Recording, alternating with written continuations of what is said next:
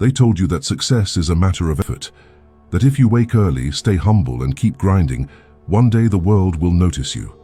They said the ladder of prosperity was fair, the system was neutral, and that merit would always find its reward. But the truth is quieter and far colder. Hard work is the first illusion. It keeps the world spinning, but it was never meant to make everyone rise. It keeps you busy enough to never question who built the ladder and why it was designed to never reach the top. The rich know this. They have always known. They learned long ago that the world does not reward the most effort. It rewards the deepest understanding. It rewards the few who see the rules beneath the game, the structure behind the chaos. Because every society, no matter how noble its language, is built like a board game, and the poor are taught to play while the rich learn to design. You see it everywhere. The worker wakes before dawn, thinking motion is progress. The entrepreneur studies patterns in the dark, knowing stillness is preparation. The poor man labors for certainty, the rich man thrives in ambiguity. The difference is not intelligence, it's vantage point. Machiavelli wrote that the wise must appear ordinary, because power hides best in plain sight. And those who understand design never advertise their advantage. They let the illusion of fairness protect them. That's why power is never loud. It whispers in systems, in contracts, in patterns you're too exhausted to notice. It hides behind kindness, behind opportunity, behind promises that seem moral but are mechanical. The silent game of wealth is not played with money. It's played with awareness. Awareness of how every decision compounds. Awareness of how perception governs behavior. Awareness of how emotion blinds logic and how distraction keeps the obedient content. The poor think wealth is stored in banks. The rich know it's stored in minds. They understand that wealth is not gold, it's leverage, not numbers, but knowledge. To the crowd, the world feels random. To the architect, it's predictable. To the worker, life is a sequence of efforts. To the strategist, life is a sequence of cause and effect. That's why those who truly rise don't worship effort, they worship positioning. They know a single move placed correctly outweighs 1,000 made blindly. They understand that control is not a prize. It's a perspective. We are told to run faster, to compete harder, to stay busy. But the masters of the game are not running. They are watching. They are listening. They are designing. They don't trade hours for income.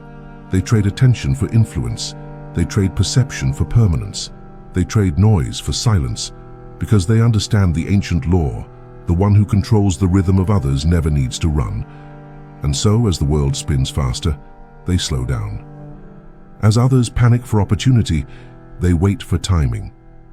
As others shout to be heard, they whisper to be obeyed. This is the first rule of power, that control belongs to those who can observe without reacting. Because when emotion fades, patterns appear. And once you see the pattern, you no longer need to play. You can design the game instead.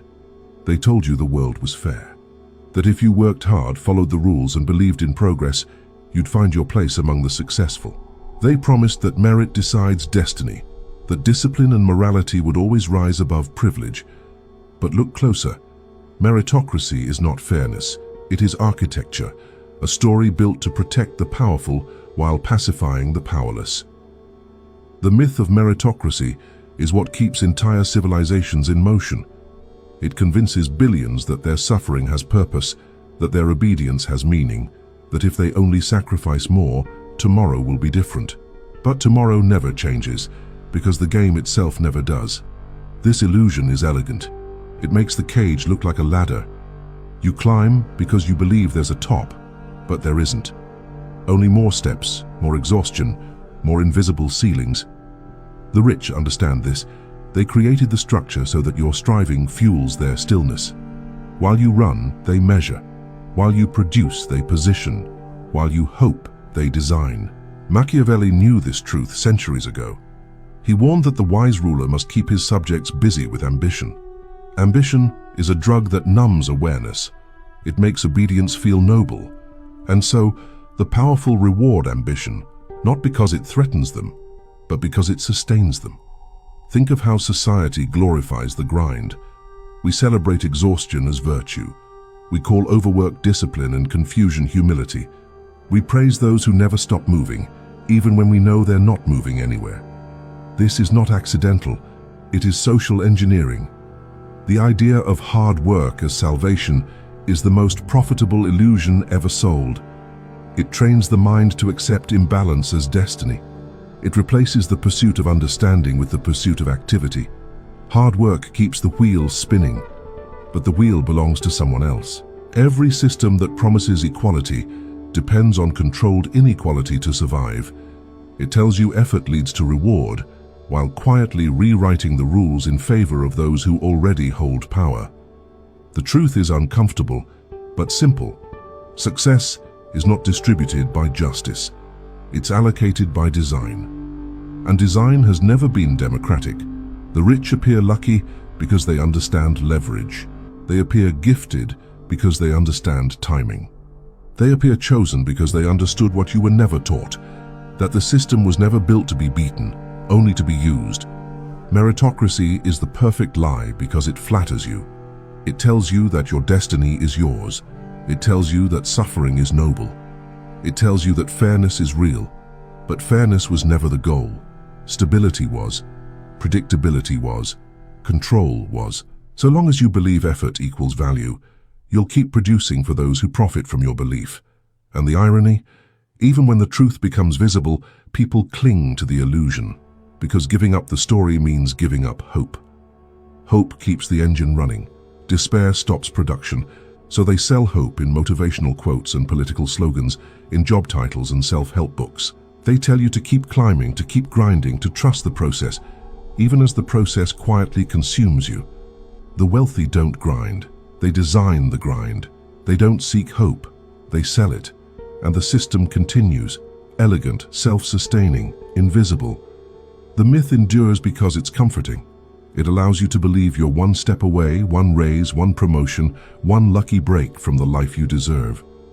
But the truth is not one step ahead. It's above, behind the curtain, outside the maze. And those who escape it don't run faster. They simply stop running. Because when you stop believing the myth, you finally see the machinery. And once you see the machinery, you can never unsee it. The most obedient person doesn't look like a slave. He looks like a citizen. He smiles, contributes, participates, unaware that the walls around him are invisible. Control today doesn't need violence. It needs belief. We were trained from childhood to obey not through fear, but through conditioning disguised as morality. We were rewarded for silence, praised for compliance, punished for curiosity.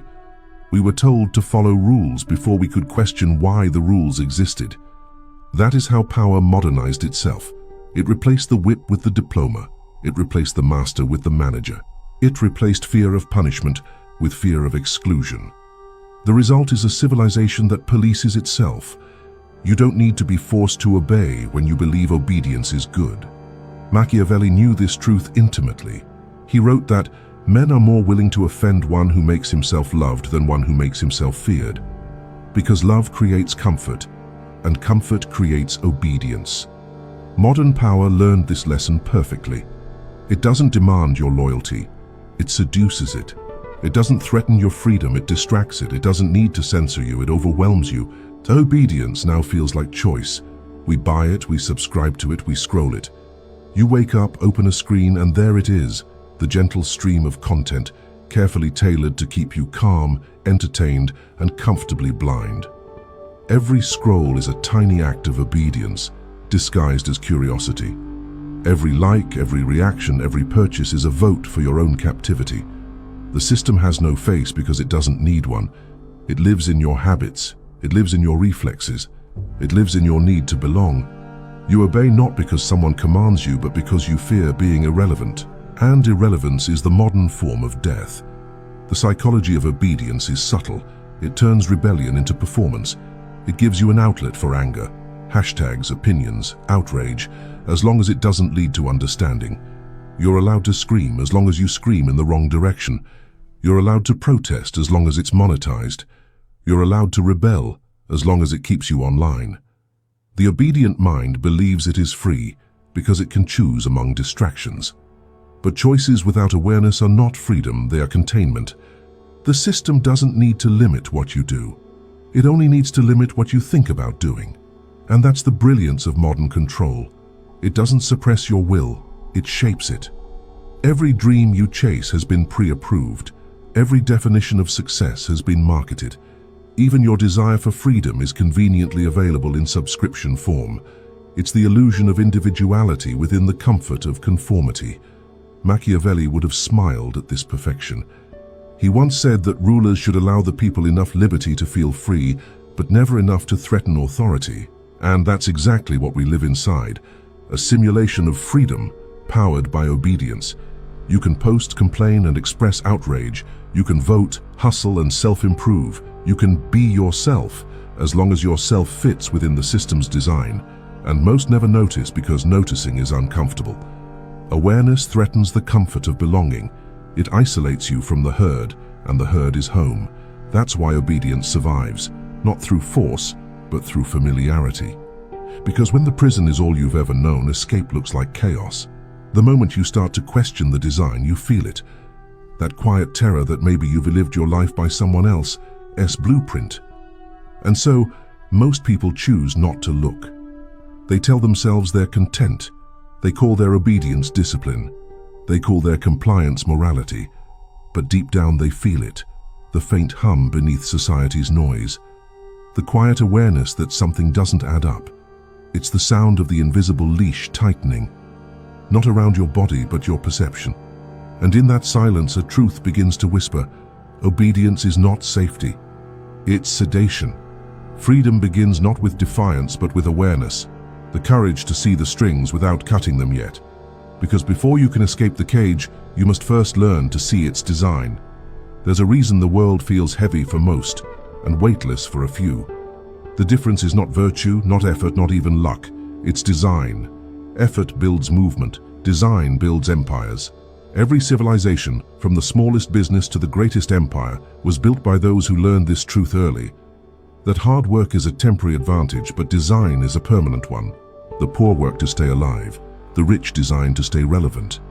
Machiavelli wrote that, "The wise man does at once what the fool does at last." The fool works harder. The wise man works earlier and smarter. He constructs the structure before the others even realize there's a game to play. Every law, every industry, every financial system you've ever participated in was someone's design. And while you work within it, they work above it. Design is the invisible force that makes one person's effort another person's profit. It's how the merchant earns while the craftsman toils, how the corporation grows while the employee ages, how the system thrives while the citizen strives. And yet we glorify the worker, the tireless soldier of capitalism, as if his sweat fuels virtue instead of someone else's dividends. This isn't cynicism, it's structure. Design at its essence is the arrangement of other people's energy toward your desired outcome. It's the quiet architecture of influence. The worker sees progress as motion. The designer sees progress as alignment. One builds with muscles, the other builds with maps. And the map, not the muscle, decides who wins. You can run forever inside a system and never reach freedom if the system was built to keep you running. That's why the modern elite don't chase productivity. They design environments that make others productive for them. They build businesses, networks, and ideologies that outlive their direct effort. They create leverage, systems that continue moving even when they stop. Machiavelli understood this centuries ago. He told princes to build institutions that would secure their power even after their death. That is the definition of design, to build something that functions without you. A man who works hard builds a living. A man who designs well builds a legacy. Design is how the powerful convert time into permanence. They don't sell their hours. They engineer their hours to sell themselves. That's why the powerful always seem calm. Their world doesn't run on energy. It runs on geometry. Everything that sustains control, law, money, religion, brand, government, was designed. And design is not democratic. While the masses seek motivation, the powerful seek mechanics. While others compete for credit, they compete for control points, the invisible levers that guide behavior. They don't care who wins the debate, Who earns the praise? Who takes the spotlight? Because none of that builds systems. And systems are what win silently.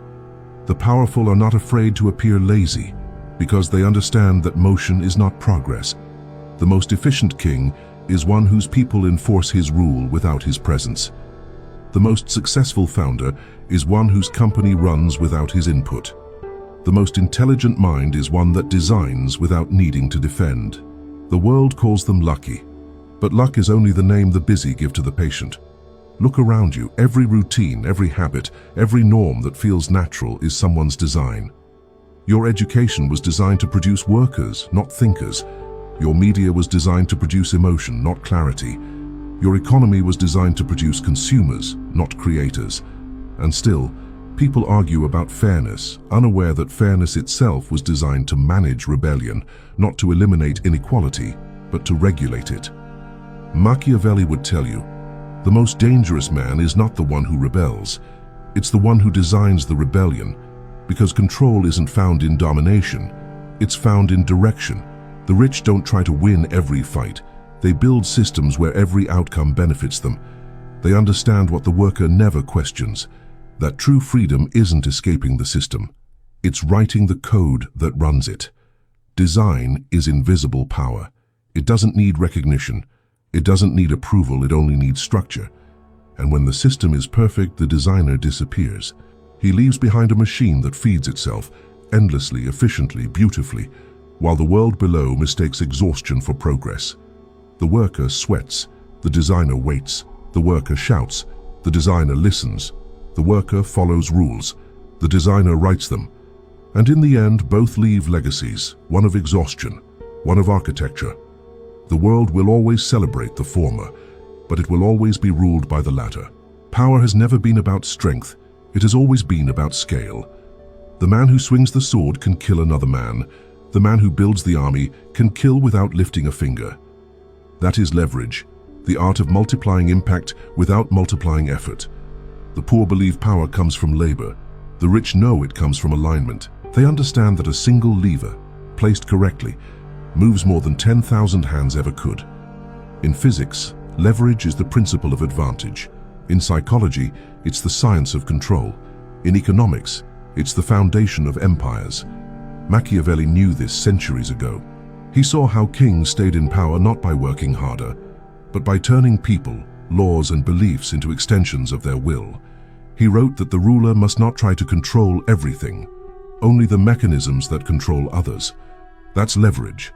Not the burden of movement, but the orchestration of it. Today, that principle is everywhere, refined, digitized, made invisible. The richest individuals on earth don't just have more money. They have systems that move money, algorithms, funds, and platforms that grow while they sleep. Leverage is what turns time into eternity. It allows one man's decision to echo through millions of lives.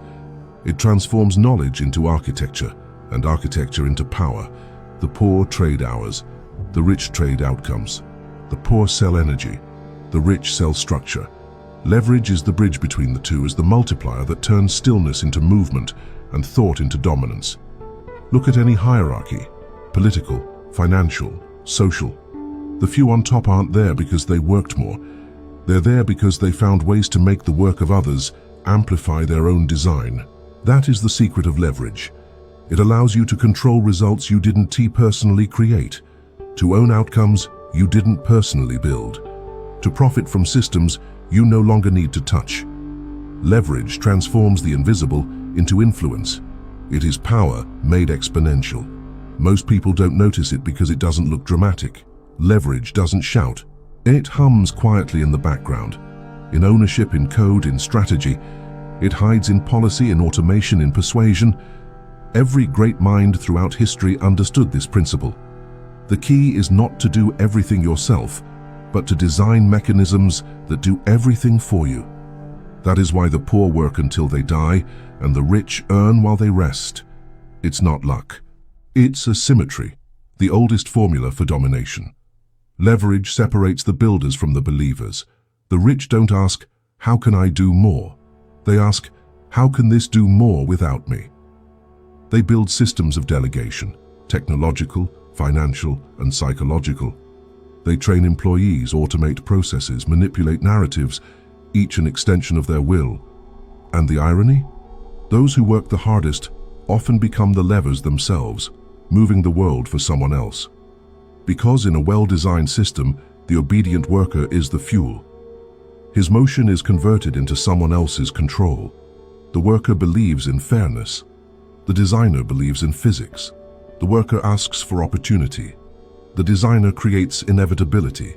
Machiavelli would have called leverage invisible warfare, a way to conquer without confrontation, to win without blood. He knew that the strongest ruler is not the one who enforces obedience, but the one whose people obey themselves. That's the psychological version of leverage, belief as machinery. When the system convinces you that your struggle is noble, you power it willingly. When you mistake exhaustion for progress, you sustain your own servitude. Leverage doesn't just move wealth, it moves minds, and those who understand it know they never need to persuade everyone, only the few who influence everyone else. Control the nodes, not the network. Control the ideas, not the arguments. That's why the most powerful people in the world speak rarely. Their words ripple like earthquakes because they're placed with surgical precision. Leverage doesn't care about size, it cares about placement. One decision, one connection, one idea in the right position, and the world rearranges itself. It's geometry disguised as destiny. And that's why those who chase productivity will always serve those who master leverage. The worker prays for time. The strategist designs timelessness. The worker asks, "What can I do?" The strategist asks, "What can be done automatically?" Every system of control, from politics to corporations to social media, runs on leverage. A handful of people controlling mechanisms that multiply their power through millions of minds. You don't see it because it looks like freedom. But freedom that runs on someone else's platform is still obedience. And until you understand leverage, you remain part of it.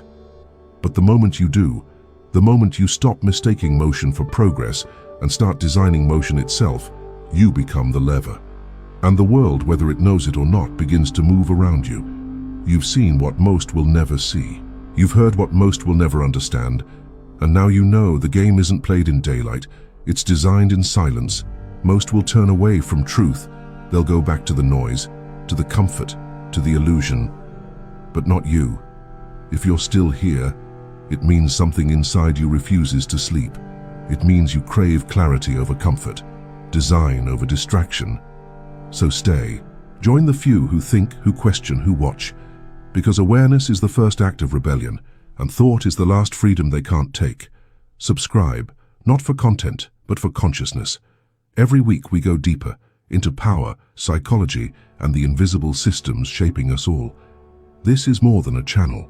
It's a quiet revolution of thought. So if you're ready to see the world as it truly is, hit subscribe and step into the silence with us.